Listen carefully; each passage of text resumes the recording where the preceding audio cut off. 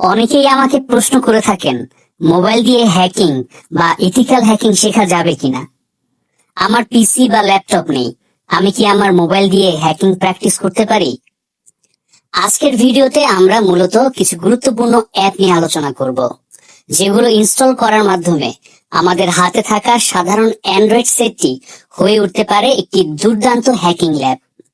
Cyber security, penetration testing আর bug hunting এ আগ্রহীরা এসব অ্যাপ্লিকেশনের সাহায্যে মোবাইল ফোনটিকে রূপান্তর করতে পারবেন শক্তিশালী হ্যাকিং গ্যাজেটে। এসব অ্যাপসের মাধ্যমে করা যাবে অন্যের ফোন ট্র্যাকিং ও remotely control, target website, server কিংবা নেটওয়ার্কের রেকন বা information gathering, network scanning, exploitation, database কিংবা wifi password cracking, phishing, SQL injection থেকে শুরু করে man in the middle attack ইত্যাদি। তাহলে দেরি না করে আসুন মূল ভিডিওটি শুরু করা যাক। তার আগে চ্যানেলে নতুন হলে অবশ্যই সাবস্ক্রাইব করে রাখুন। ভিডিওর শুরুতেই যে অ্যাপ নিয়ে কথা বলবো তার নাম হলো এমএসপাই। এটা একটা ফোন ট্র্যাকার বা স্পাইং অ্যাপ্লিকেশন। অভিভাবক হিসেবে সন্তানদের ফোন ও অনলাইন অ্যাক্টিভিটি সম্পর্কে গোপনে নজরদারির জন্য সেরা অ্যাপ এটি। অ্যান্ড্রয়েড, আইফোন থেকে শুরু করে যে কোনো ডিভাইস বা অপারেটিং সিস্টেমে এটি কাজ করে। এমএসপাই এর কিলগার ফিচারের মাধ্যমে টার্গেট ডিভাইসের প্রতিটি ট্যাব ও কি স্ট্রোক মনিটর করা যায়। জিপিএস ট্র্যাকিং ফিচারের মাধ্যমে লোকেশন ট্র্যাক করা যায়। দূরে বসেই স্ক্রিন রেকর্ড করা যায়। কাদেরকে ফোন করছে তা জানা যায়। কিওয়ার্ড অ্যালার্টস ফিচার সেট করা যায়। টার্গেট ফোন থেকে অনলাইনে কি কি সার্চ করা হচ্ছে তা দেখা যায়। যে কোনো কন্টেন্ট চাইলে ব্লক করা যায়। সোশ্যাল মিডিয়া চ্যাট ও ইমেল মনিটরিং করা যায়। সব টেক্সট মেসেজ, এমনকি ডিলিট করা মেসেজও রিভিউ করা যায়। টার্গেট ডিভাইস থেকে শেয়ার এবং রিসিভ করা পিকচার গুলো দেখা যায়। এরকম 30টিরও অধিক অ্যাডভান্স ফিচার রয়েছে এমএসপাই অ্যাপটিতে। চাইলে 5 মিনিট পরপরই টার্গেট ডিভাইস সম্পর্কে লেটেস্ট ইনফরমেশন পাওয়া সম্ভব। ইনফরমেশন ট্রান্সফারের জন্য এমএসপাই ব্যাংক গ্রেড এনক্রিপশন ব্যবহার করে থাকে, যা সর্বোচ্চ নিরাপত্তা নিশ্চিত করে। এমএসপাই অ্যাপটি টার্গেট ডিভাইসের কোনো ফাংশনালিটিতে এফেক্ট করে না এবং ব্যাকগ্রাউন্ড মোডে কাজ করে, তাই এটি যে ইনস্টল করা হয়েছে তা কোনোভাবেই ডিটেক্ট করা সম্ভব হয় না। আজকের দ্বিতীয় অ্যাপটি হলো অ্যান্ড্রয়েড বা অ্যান্ড্রয়েড র্যাট। আর এটি র্যাটের ফুল ফর্ম হলো রিমোট অ্যাক্সেস টুল। অর্থাৎ এই টুল বা অ্যাপের সাহায্যে অ্যান্ড্রয়েড সিস্টেমকে রিমোটলি কন্ট্রোল করা যায় এবং ইনফরমেশন গ্যাদার করা যায়। জাভা ও পাইথনে ডেভেলপ করা অ্যান্ড্রয়েড একটি ক্লায়েন্ট সার্ভার অ্যাপ্লিকেশন। এই ম্যালিশিয়াস অ্যাপটি ইনস্টল করা হলেও ইনভিজিবল থাকে এবং ফুল পারসিস্টেন্ট ব্যাকডোর হিসেবে কাজ করে। লাইটওয়েট এই অ্যাপটি সার্বক্ষণিকভাবে ব্যাকগ্রাউন্ডে কাজ করে থাকে। বুট আপের মাধ্যমে এটা অটোমেটিক্যালি স্টার্ট হয় এবং ব্যাক ফ্রন্ট উভয় ক্যামেরার মাধ্যমে পিকচার নিতে পারে। অডিও ভিডিও রেকর্ড করতে পারে। ইউজারের সকল ব্রাউজিং হিস্ট্রি, কল লগস ও এসএমএস লগস ব্রাউজ করতে পারে। এই অ্যাপের মাধ্যমে ইউজারের current location, SIM card details, ডিভাইসের আইপি ও ম্যাক অ্যাড্রেস জানা যায়। অ্যান্ড্রয়েডের মাধ্যমে ভিকটিমের অজ্ঞাতসারে স্ক্রিনশট নেওয়া যায়। ওয়াইফাই পাসওয়ার্ড থেকে শুরু করে স্মার্টফোন ডিভাইসটির ফুল কন্ট্রোল নেওয়া যায়। ট্রোজান টাইপ এই ম্যালওয়্যারটি রান করার জন্য সিস্টেমে পাইথন 3 এবং জাভা অথবা অ্যান্ড্রয়েড স্টুডিওর প্রয়োজন হয়। আজকে তৃতীয় অ্যাপটির নাম হলো হ্যাকোট। এটাকে হ্যাকার্স টুলবক্স নামেও ডাকা হয়, কারণ বিভিন্ন হ্যাকিং প্রসেসের জন্য প্রয়োজনীয় সব কমন টুলগুলো এই অ্যাপের মধ্যে রয়েছে। তাই পেনিট্রেশন টেস্টার্স, ইথিক্যাল হ্যাকার্স থেকে শুরু করে আইটি অ্যাডমিন ও সাইবার সিকিউরিটি প্রফেশনালরা এই অ্যাপ্লিকেশনটি ব্যবহার করে থাকেন। এই বৈচিত্র্যপূর্ণ অ্যান্ড্রয়েড অ্যাপটি রেকন, স্ক্যানিং, এক্সপ্লয়টেশন ও আরো অনেক কাজে ব্যবহার করা হয়ে থাকে। আমাদের জানা আছে হ্যাকিং এর প্রথম ধাপ হলো রিকনেসেন্স বা রিকন বা তথ্য সংগ্রহকরণ। হ্যাকোডে রিকন মডিউলের জন্য গুগল হ্যাকিং ও হুইস লুকআপ অপশন রয়েছে। গুগল হ্যাকিং এর মাধ্যমে গুগল ডক্স ব্যবহার করে ভালনারেবল সাইটগুলো খুঁজে বের করা যায়। এর মাধ্যমে পিএইচপি মাই admin, PHP config, SQL injection, MySQL server, login portals, database password ইত্যাদি বের করা যায়। হুইস লুকআপ মডিউলের মাধ্যমে কোনো ডোমেইন নেম সম্পর্কে ইনফরমেশন গ্যাদার করা যায়। টার্গেট সাইটকে স্ক্যানিং করার জন্য হ্যাকোড অ্যাপে যেসব টুল রয়েছে তার মাধ্যমে সহজেই ping, trace route, MX record এবং ডিএনএস ডিগ করা যায়।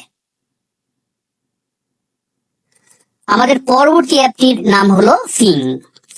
এটা একটা নেটওয়ার্ক স্ক্যানার টুল। এই অ্যাপটি আইফোন ও অ্যান্ড্রয়েড উভয় ধরনের সেটেই ব্যবহার করা যায়। বাসাবাড়ি ও ছোট অফিসের জন্য ফিং একটি কমপ্লিট নেটওয়ার্ক মনিটরিং সলিউশন, যার মাধ্যমে নেটওয়ার্কে থাকা ডিভাইসগুলোকে সিকিউর রাখা যায় এবং অনাকাঙ্ক্ষিত ডিভাইসগুলোকে ব্লক করা যায়। এই ফ্রি নেটওয়ার্ক স্ক্যানারের মাধ্যমে আমাদের ওয়াইফাই নেটওয়ার্কটিকে স্ক্যান করা যাবে, ওয়াইফাই নেটওয়ার্কে থাকা সব ডিভাইসগুলোকে ডিটেক্ট করা যাবে এবং তাদের সম্পর্কে বিস্তারিত তথ্য সংগ্রহ করা যাবে।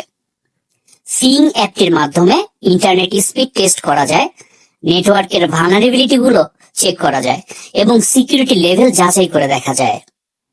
এই অ্যাপটির মাধ্যমে ওয়াইফাই নেটওয়ার্কে থাকা সব হিডেন ক্যামেরা ও ইন্ট্রুডার বা অবাঞ্ছিত অনুপ্রবেশকারীদের শনাক্ত করা যায়। নেটওয়ার্কটি হ্যাক হয়েছে কিনা, কেউ আমাদের ওয়াইফাই এবং ব্রডব্যান্ড চুরি করে ব্যবহার করছে কিনা, আমাদের ইন্টারনেট প্রোভাইডার সঠিক স্পিড সরবরাহ করছে কিনা, এই সব কিছুর জবাব ফিং এর মাধ্যমে পাওয়া সম্ভব। এটি নেটওয়ার্কে থাকা ডিভাইসগুলোর IP address, MAC address, device name, model, vendor ও ম্যানুফ্যাকচারারের তথ্য পর্যন্ত শো করে। চমৎকার এই টুলের মাধ্যমে port scanning, device ping, trace route ও ডিএনএস লুকআপের মতো অ্যাডভান্স কাজগুলো করা যায়। ফিং কোনো থার্ড পার্টির কাছে ডেটা শেয়ার করে না, তাই ডেটা সেফটি রয়েছে।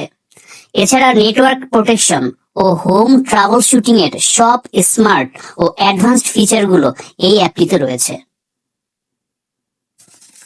ভিডিওর এই পর্যায়ে আমরা যে টুলকিটের সাথে পরিচিত হব তার নাম হচ্ছে সিএসপ্লয়েট।